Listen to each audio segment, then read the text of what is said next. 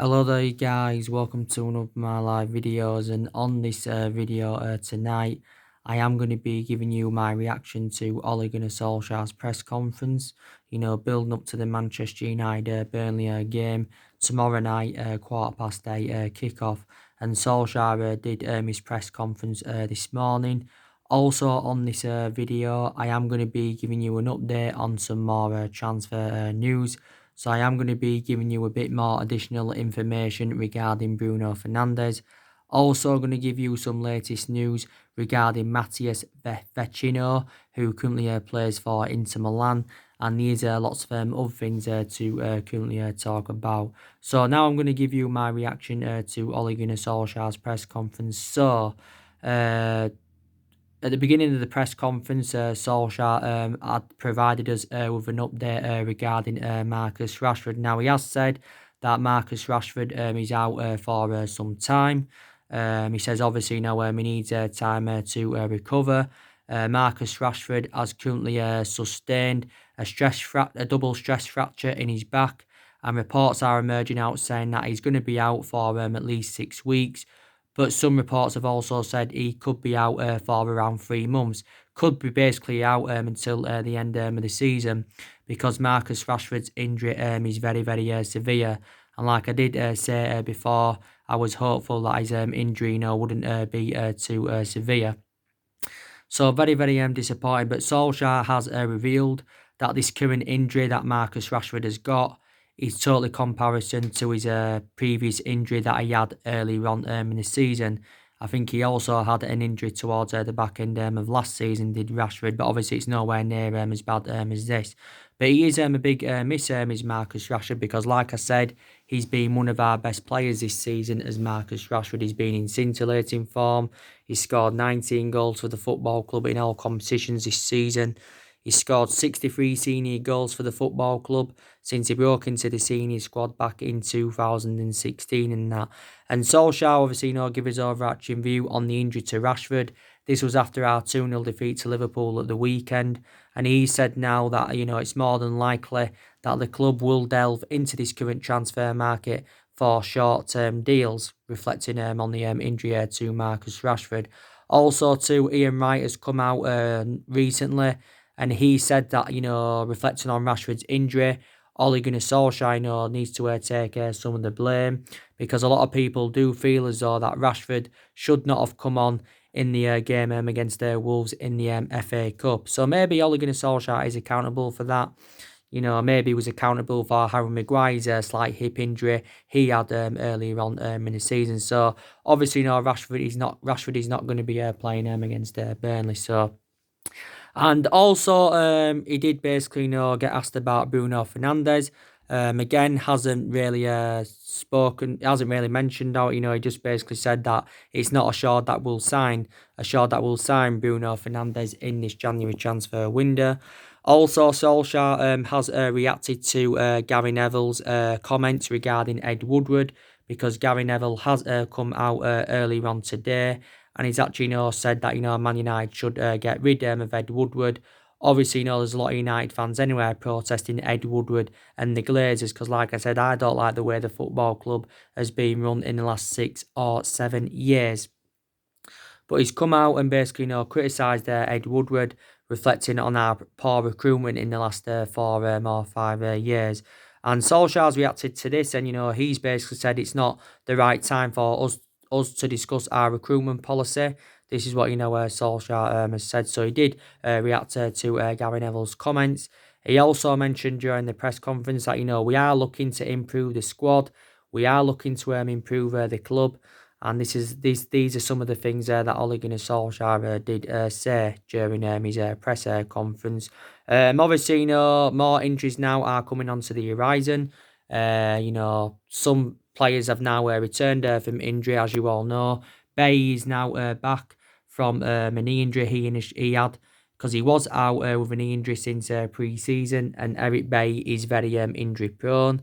But it's good to see him now back in action, because he was recently playing for the under-23s. Also, too, Fosu Mensah was out with a knee injury. Fosu Mensah was out with a knee injury.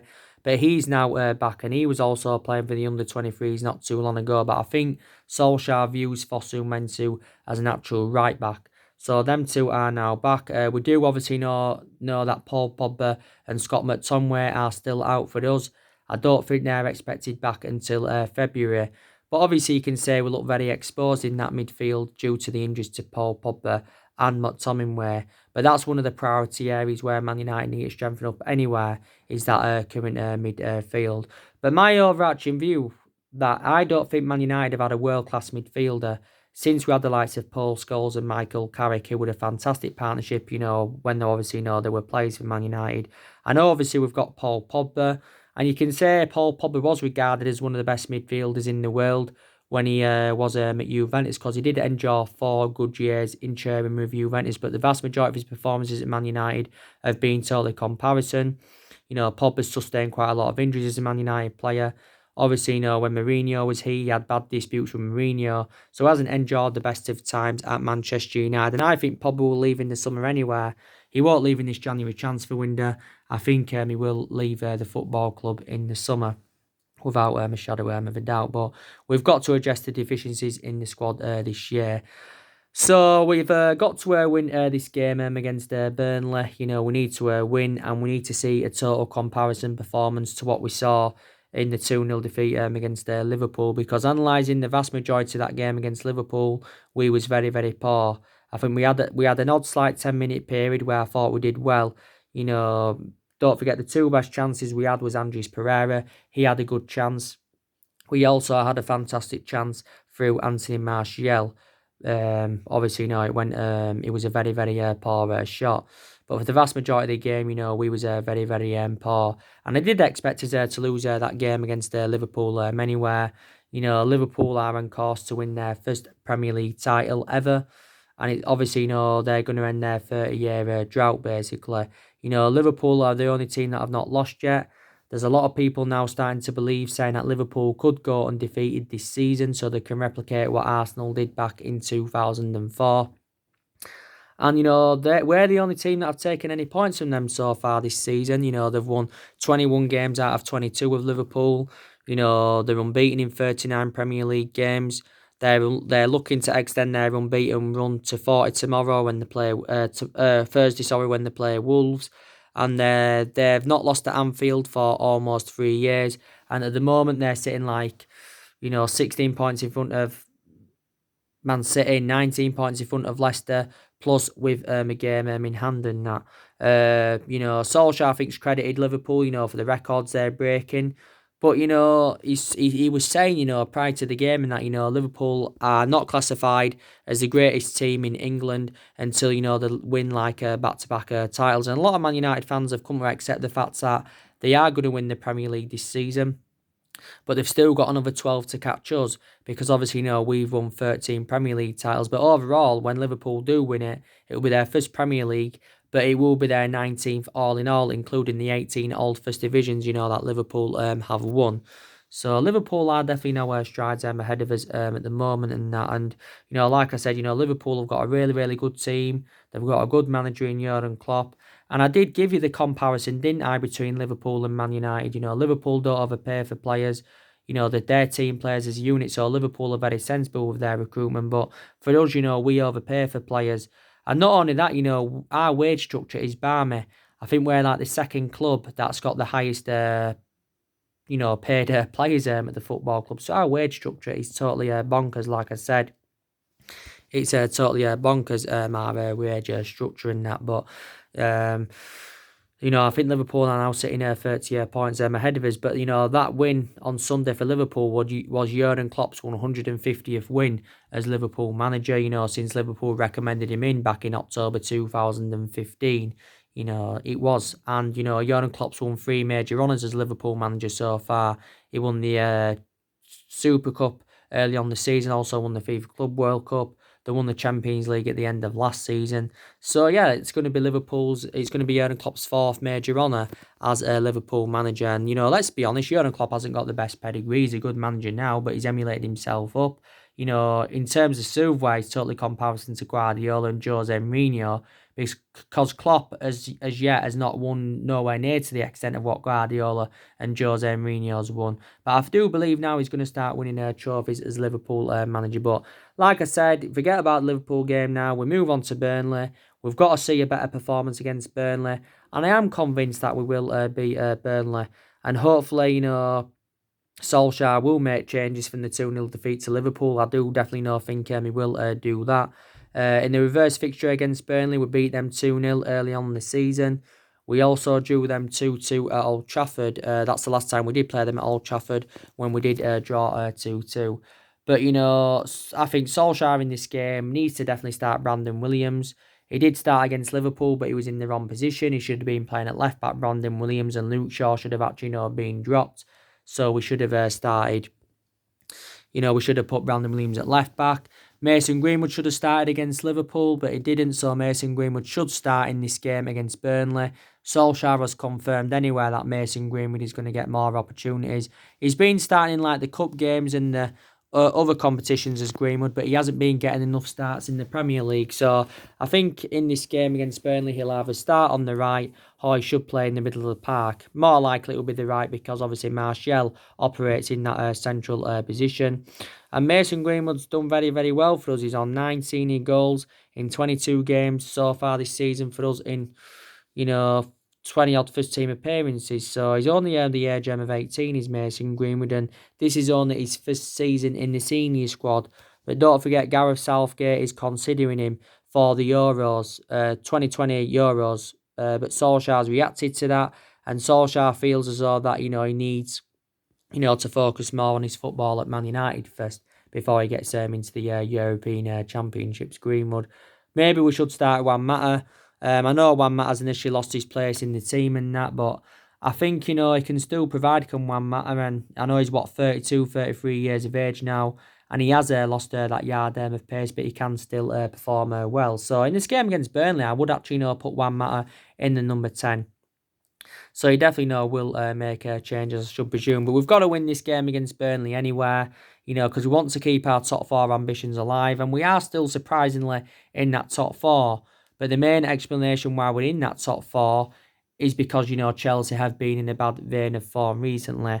And I did say, didn't I, at the start of this season, our expectations will be to finish in that top 4. I've got the same perception going on to next season. Our expectations will be that top 4. And I think our aspirations will be that top 4 in the next couple of seasons, if I'm going to be quite honest with you, because, we're not good enough to win the league at the moment. And I don't think we're going to win the league for several years. I don't think it's going to take us another 30 years to win a Premier League title, like it has done with Liverpool. But we're not going to win it for several years and that, because we're not good enough to currently do that at the moment. And we haven't won the Premier League since 2013. So the last time we won it was in Alex Ferguson's last season. So that's like 7 years ago now.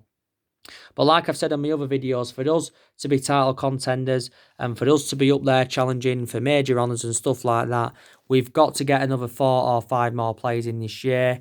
And we've got to recruit the right calibre players to Manchester United and that. And as you all know, our board and Ed Woodward are still determined to back Solskjaer in this January transfer window. We're also determined to give him the summer to see who else he can recommend into the club. I've been reading reports today, and it does say even if Man United don't get top 4 this season, we have assured, the club have assured that Ole Gunnar Solskjaer's job is still safe at Manchester United. And, this is what it has basically said. This is what it has basically said. But there's a few other priorities as well. It's very imperative that Man United get some silverware on the board this season. Because we've lacked silverware in the last 6 or 7 years. We need silverware on the board. And Solskjaer recently spoken about the importance of us getting silverware on the board and that. So, Solskjaer isn't going to last at Manchester United anywhere. And some people believe, due to our inconsistency, people believe you can use injuries as an excuse. I don't think it's excusable injuries, because we've had a lot of injuries this season. Obviously, Rojo and Tuanzebe are also still out of injury, I forgot to mention. They've been out of injury for quite some time, but it isn't excusable, because reflecting on the amount of money that's been invested into the football club over the years, I think we've spent nearly £1 billion on recruiting new players since the Ferguson era. We should be much more of a commanding position than we're in now. Let's be honest about it. But yeah. So now I want to give you the latest news regarding Bruno Fernandes. Now, there is a lot of positivity now coming out regarding Bruno Fernandes. So I've been reading recent reports, and it says now we could complete the signing of Bruno Fernandes by the end of the week, because reportedly now Man United and Sporting Lisbon are close to coming to an agreement on a fee. We've held more negotiations, and reportedly we've had a breakthrough in negotiations. Reportedly, Man United have upped their offer for Bruno Fernandes. Reportedly, we've offered around £47 million up front, and the rest of it is going to be an add-on. So I think it's a deal worth around £55 million for him. Now, I do think Bruno Fernandes is going to be, I think he's now currently playing for Sporting Lisbon in their game against Braga, because Sporting Lisbon did confirm he was going to be included in their squad. But I think Bruno Fernandes is definitely not coming to Man United, but I do believe he's the only signing we're going to make in this January transfer window. But I did say the actual fee has been the stumbling block of Bruno Fernandes' move to Manchester United, because both of the clubs have struggled to come to an agreement on a fee, basically. Obviously, a lot of reports in the Portuguese press came out last week and says, obviously, Man United have agreed the personal terms with Bruno Fernandes, and he's set to earn around £120,000 a week. He's also notified Sporting Lisbon that he does want to leave Sporting Lisbon, and he wants to join Manchester United. So basically, his preference is a move to Manchester United and that. So hopefully we can get this completed by the end of the week. Reportedly, George Mendes has been the culprit, for the delay of the transfer and that. But actually, it reported out last week saying that, George Mendes was working on, Bruno Fernandes' transfer to Man United and that. So he was working on it. Obviously, at the first we was not willing to offer more than £42 million up front. Obviously, we did offer this 42 or 43 million up front, but there was series of add-ons included, and they would be only activated if, like, Bruno Fernandes won the Ballon d'Or, or we won the Premier League and the Champions League, which is extremely unlikely to happen, basically. So, from Sporting Lisbon perspective, they were happy, with the structure of the offer. But now where we have increased our offer, but I knew I knew it was going to happen. Obviously when it's stemming from the BBC, which is a reliable source, when it's stemming from Sky Sports, then there's a lot of credibility in it. Sporting has been revealed that they want around €80 million, which equates to around £68 million sterling.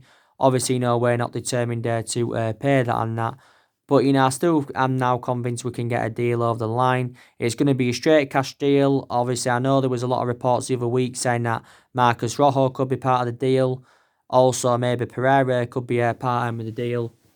But I'm convinced that we're going to get Bruno Fernandes, and we are seeing him as an adequate replacement for Paul Pogba, basically. We're seeing Bruno Fernandes as, But I think, like I said, he'll be a great addition to the squad. Only 25 years of age. Bruno Fernandes is a player that can create chances, he can provide assists, he can score goals, and we need him. We definitely need him, and we was relentlessly, linked with him last season, Bruno Fernandes. We was relentlessly, linked with him.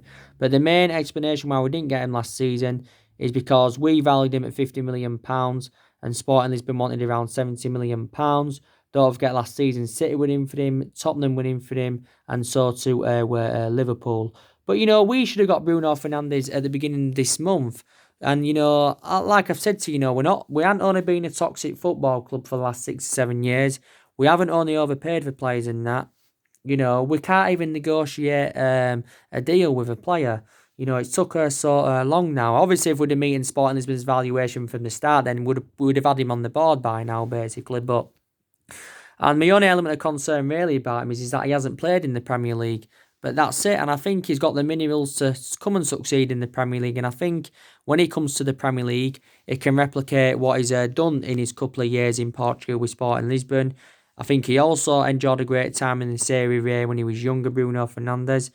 with Underneath and Sampdoria. He got his contract extended last year, with probably reflecting, I presume, on his good run of performances. So we need to get him in because he will dramatically improve our midfield. So we're in search for an attacking midfielder, and we're also in search for a defensive midfielder. But yeah, and the only midfielders we can rely on at the moment is like what? Matic, Pereira, their two liabilities. Fred as well. I don't think he's a liability, Fred. I think he's improving as a Manchester United player, is Fred. But, the club needs to be determined to give Fred more time, basically, and that. But Bruno Fernandes comes in. That's very beneficial. Don't get me wrong. I think we need another midfielder after we sign Bruno Fernandes, without a shadow of a doubt. So that's the latest news regarding Bruno Fernandes. Now, the news regarding Matias Vecino, who currently plays for Inter Milan. Now, there has been reports emerging out today saying that Man United, have made a move for him. We're seeing him as an alternative to Bruno Fernandes. So if we don't get Bruno Fernandes in, then we're looking at him as an alternative. Now, he plays for Inter Milan. He's 28 years of age, so he is highly experienced. Don't really know much about the player. I know he can play in various positions in that midfield. He can play as an attacking mid. He can also play as a holding midfielder. And he can also play as a box-to-box midfielder. Now, reportedly, Everton and Tottenham have been also in for him.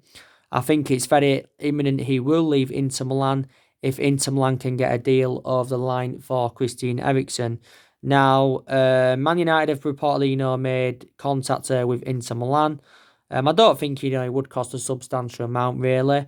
Inter Milan themselves paid around £22 million for Matias Vecino from Fiorentina back in 2017. I think he also had loan spells with Empoli and Cagliari.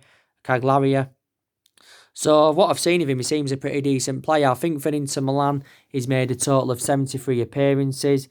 I think in the Serie A, made around 88 appearances in all competitions. So do you think he would be a great addition to the squad? Because don't forget, we're also in search for a replacement for Ander Herrera.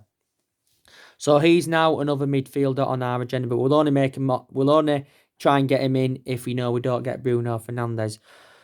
And all that. Obviously, there's been a few strikers on our agenda because obviously we're looking at short-term deals now. I've been reading reports today regarding Moussa Dembele from Lyon. Don't forget, Man United were in for Moussa Dembele last summer. Reportedly, it's said today that Man United have put around a £42 million bid in for him, or is it a £43 million bid? It also says that Chelsea have been in for Moussa Dembele. But yeah. And he's currently now into his second season with Lyon, is Moussa Dembele. His current second season, I think this season he's scored 13 goals in 28 games this season for Lyon as Moussa Dembele. He is only at the age of 23. He is an out-and-out number 9. I think he's still got around 3 years left on his contract with Lyon. But again, I would like him at Manchester United. Lyon did pay around £20 million in from Celtic in the summer of 2018. And I thought he enjoyed a good couple of years with Celtic. Also, before he was at Celtic, he was at Fulham. So I think the other beneficial thing about recommending Moussa Dembele in is that, he has played in the Premier League. So, yeah. So Man United are obviously now in for him. We're basically, looking for an adequate replacement for Lukaku. Obviously, Paul Ince has come out and said now Solsjkaer will start to regret letting Lukaku go. Lukaku had to go, though. He had to leave Man United because he initially lost his place in the team. This is why he had to go. I thought he enjoyed a great first season with the club, Lukaku, but didn't really replicate that in his second season at Man United. But I think he's doing well for Inter Milan now. But Lukaku scored 42 goals in 96 games in all competitions for Man United. But I'm happy with money we generated from his departure anywhere. I give you the news regarding Edinson Cavani yesterday, didn't I? A lot of talks were going on about Edinson Cavani yesterday. It's very imminent. He's going to be leaving PSG. He's going to be leaving PSG because the PSG sporting director has confirmed this. There's a few clubs in for him. Chelsea are in for him, but I think now Chelsea have been put off by his wage demands.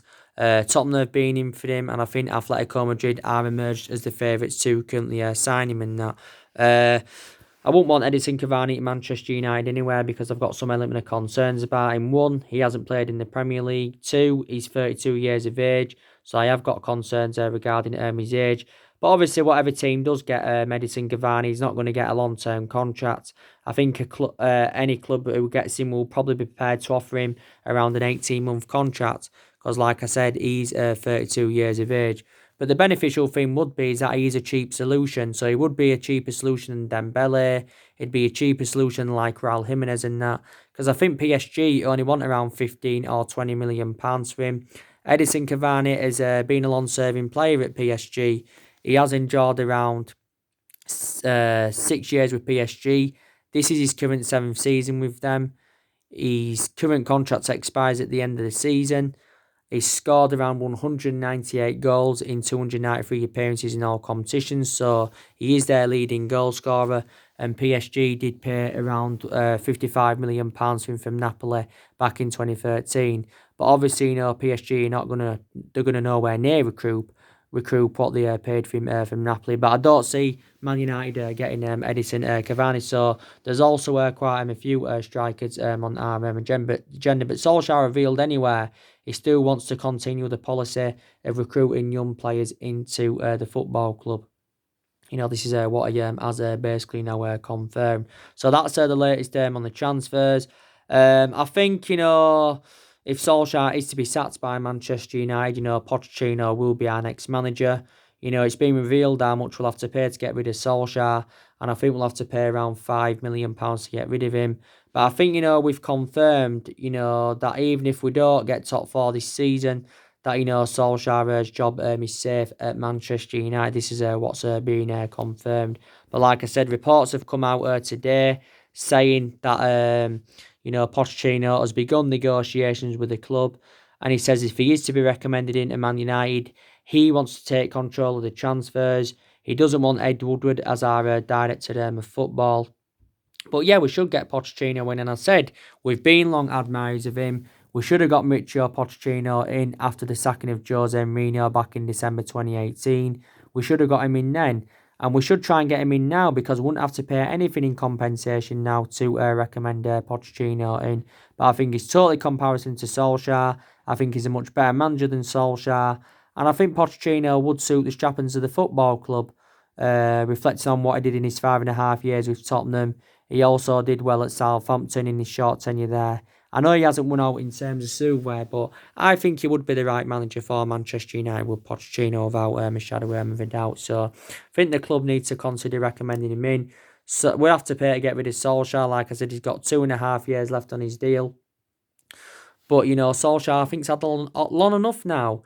This is 13 months at Manchester United, so he has been here over the year. He's been permanent boss for 10 months now as a Mulligan and Solskjaer. So I've credited him, as a player, very, very good. But I think as a manager, totally a comparison. And that's my overarching view on that, basically. So that's everything to update you today, guys. Drop your comments, likes below on the channel. If you do, consider subscribe as always and take care. God bless. See you all again soon.